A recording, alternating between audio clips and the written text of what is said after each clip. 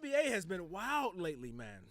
Oh, You got Donovan Mitchell scoring 71 with 11 dimes, by the way. and like 8 rebounds. I mean, it was a comprehensive stat sheet stuffing game. Yeah, and once again, this is another situation where they needed every point, every assist. It was a close game. Yeah.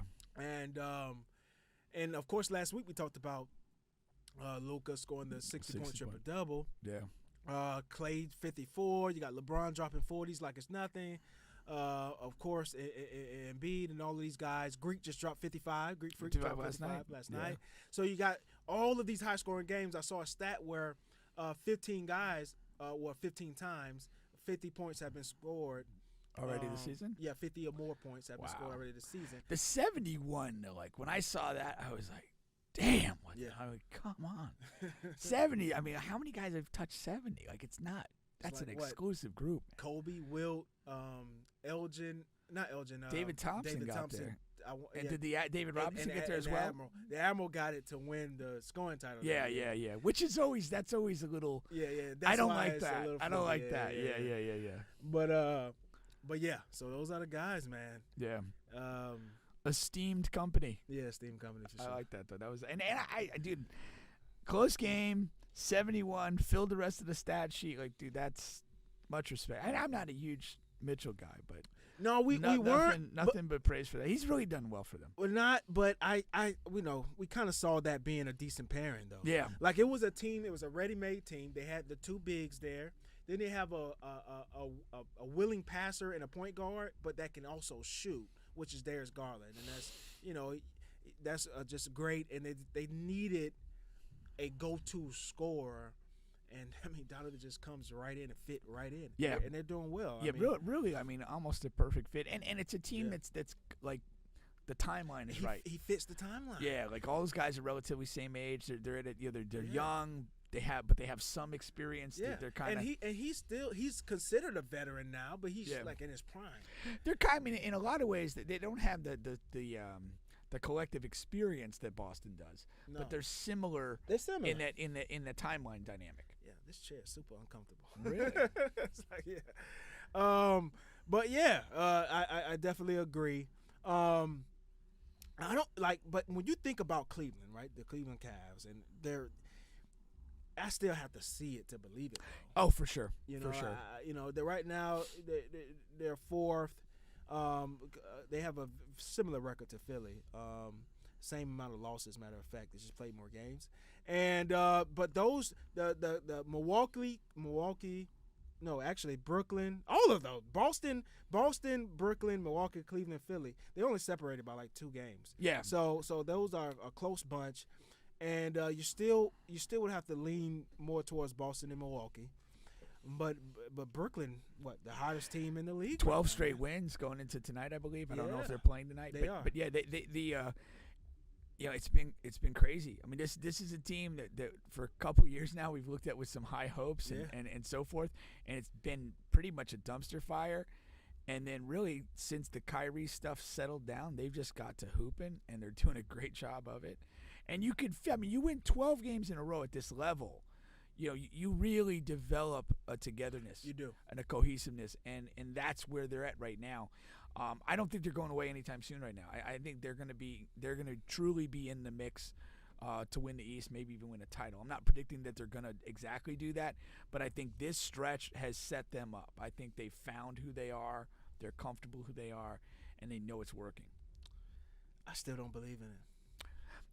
I mean, like again, what the two teams we're leaning on most are Boston and Milwaukee, who are who quite literally have the most playoff pedigree and success in the Eastern Conference. And so it's no surprise you trust that. You've seen those teams and those players win series, win high leverage games, and when you look at Brooklyn, it hasn't come together in that way in a playoff setting at all.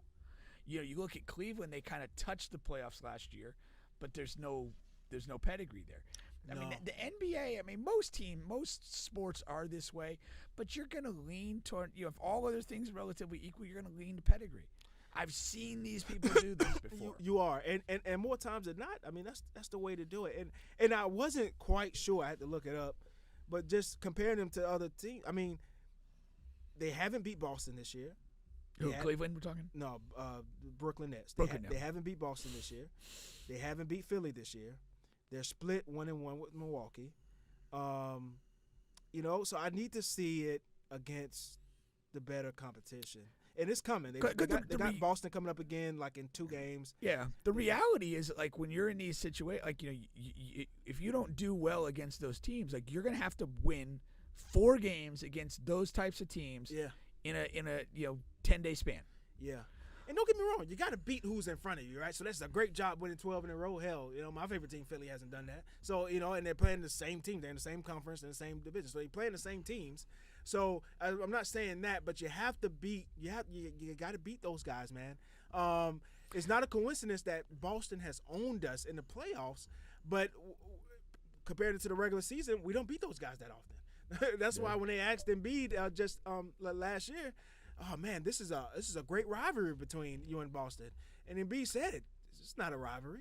Those guys kick our ass every time we play. Exactly. It's not a rivalry. No, there's something to that, man. I agree. I mean, that's where that pedigree thing happens. Yeah. Like again, when you get to a conference final, when you get to an NBA title, when you win a championship, you learn stuff about yourself and your team that you don't learn anywhere else.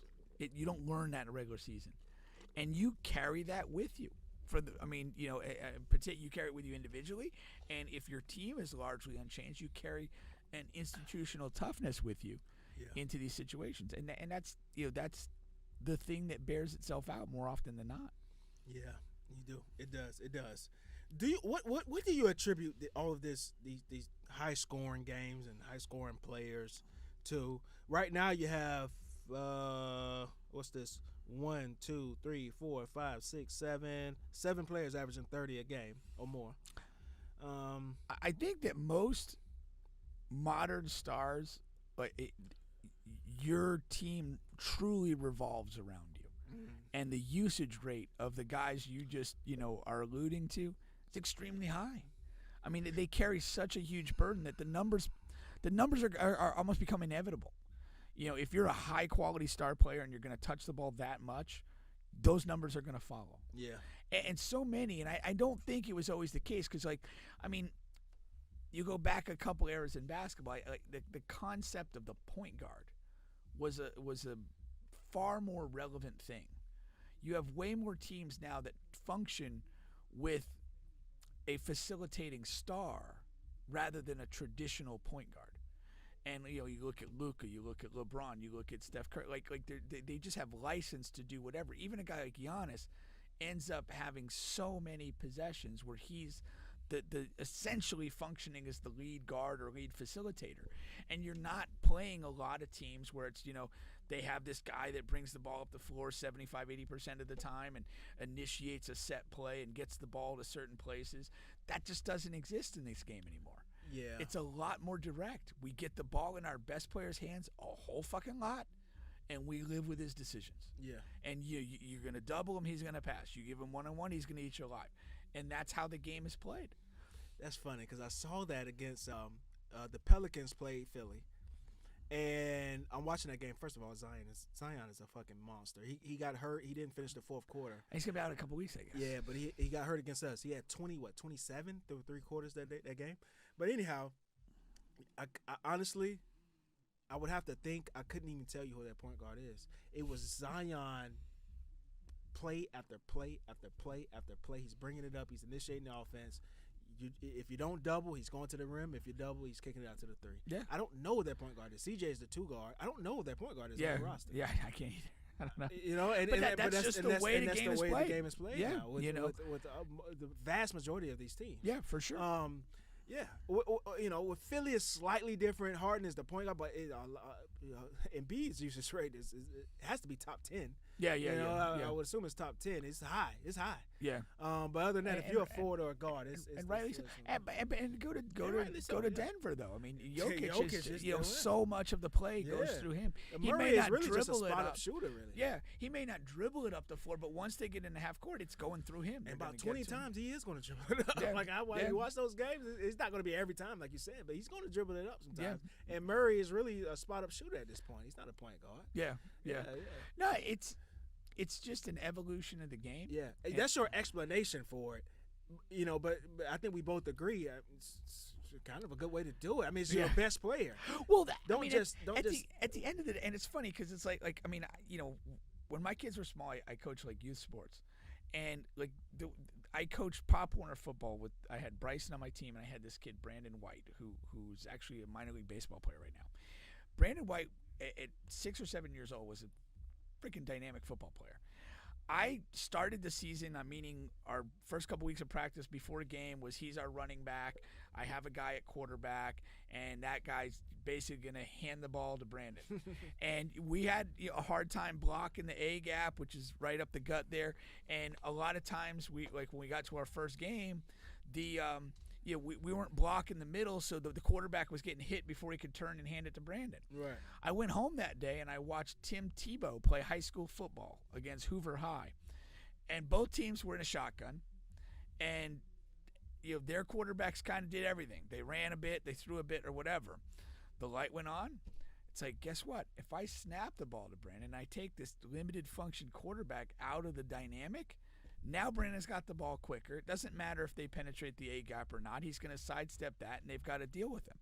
And it's just simple math. I get my best player the ball as quickly and efficiently as I can, and then I create an environment for him to make the decisions, for him to make the plays.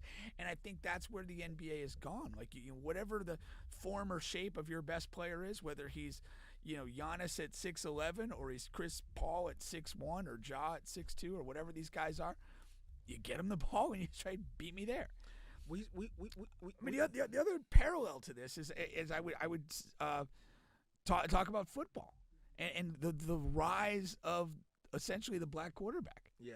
And it's like, okay, I'm going to get my best player the ball and use him in as many ways as I can, so that you got to deal with this. Yeah, because back in the day, some of those guys would have been receivers or running backs. Exactly. Kyler Murray would have been a running back or something. LeBron a receiver. Yeah. And now it's like, okay, no, hey, he can throw the ball as far as anybody on the team, or whatever. I mean, especially when you're probably in the youth and high school setting, and it's like he's the fastest guy we got, and he's he's the smartest guy we got. Like, why are we doing this with anybody else? Let him go. Another goofy little aside. A friend of mine years ago was coaching middle school basketball down at a middle school next to Boone, and he was having trouble with the half court, 1-2-2 half court traps. And I came to his practice and just get some ideas, and he had two little guards, two shortest kids on the team, no ability, but he played them as guards. And I'm like watching the practice, and I'm like, no wonder why you're getting eaten alive. These two kids can't see. They're not strong enough to throw over, and they're just not good. And so, like, the only change I made was I got two other kids that were a little bigger and could see and pass, and I moved them to the guard spots. Yeah. And suddenly the half-court trap was not very effective for the other team. And it's just, like, again, what do you need this player to do? I need him to stand in a trap and fire passes out. Is the 4'11" guy the answer, or, like, the 5'8" guy? Exactly. And we saw a little bit of this in the 2000s, but I just think those guys weren't as good as these guys. Like T-Mac, when he came to Orlando, he was essentially what we're talking about. Oh, for sure. Allen Iverson, he was essentially what we're talking about. I just don't think those guys are as skilled as an all-around game as these guys are, as the Lukas and as the. I don't know. I hesitate to say that because, the big thing with Allen Iverson was that they like to have Eric Snow kind of initiate the plays, and they let Iverson kind of run off some actions and then get the ball and attack. Sometimes he did that, but a lot of times he acted. Well, first of all, he came into the league as a point guard, right? Right. And then we make the Eric Snow move. But even then, his usage rate was still high. No, it's extremely high usage rate, but there was a subtle distinction there. I think T-Mac was a closer parallel. T-Mac is one of those guys, like, I feel he's almost era immune. He could score, but he couldn't play make like these guys could play make. Yeah, he couldn't play make, and I think if he came along now, he would be sharper in those areas. Maybe not elite, but I just think he's almost an era-proof player. I mean, just again, you're talking about 6'8", 6'9", long as hell, athletic as hell. Like, okay, probably if he had a bigger role of playmaking and it was demanded more of him, he would evolve in that area. And then he had such elite scoring that, it makes the playmaking easier. Yeah. So he's one of those guys. I put him up there as like, what a talent, what a player, and again would fit extremely well in the modern game. I don't agree with that. All right, you could be wrong. Yeah, I'm not a T-Mac guy. I think there's real reasons why he failed a lot in the postseasons. I just don't think. I think he could do a lot of those things. I just don't think he was skilled to do it at the level that these guys are doing. And that's the reason why he failed a lot. I don't think he scored efficiently a lot, and he wasn't good enough to take and make all of the pass shots or a decent percentage of the bad shots that he would take, and that really hurt the team and put the team in a lot of precarious positions. And that's my take on T-Mac. But the Orlando area, they fucking love him. You better not say anything about him. And for some odd reason, they thought he was right there 1-2 with Kobe, and that was just never the case. You know what the thing was though, like, and I felt it at the time. He came in that transfer window where it was like, we might get Tim Duncan, we get Grant Hill, and we get T-Mac. And it felt like that whole, like, we're an inch away from being unbelievable. Yeah. And you miss Tim Duncan, and he has great career. And that was an inch away. Yeah. And then Grant Hill was hurt the whole freaking time. Yeah.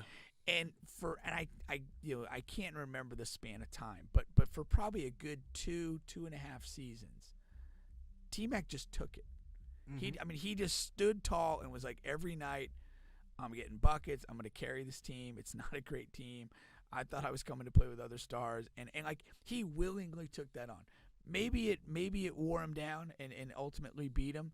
But I just remember watching night to night, like, this dude is just he don't care. He was good. Yeah, he was good, and he had the warrior mentality. I just don't think he was as good as people think he is. But I'm saying the point I'm saying is that by so willingly accepting that for that window of time, that's what it enhanced his reputation.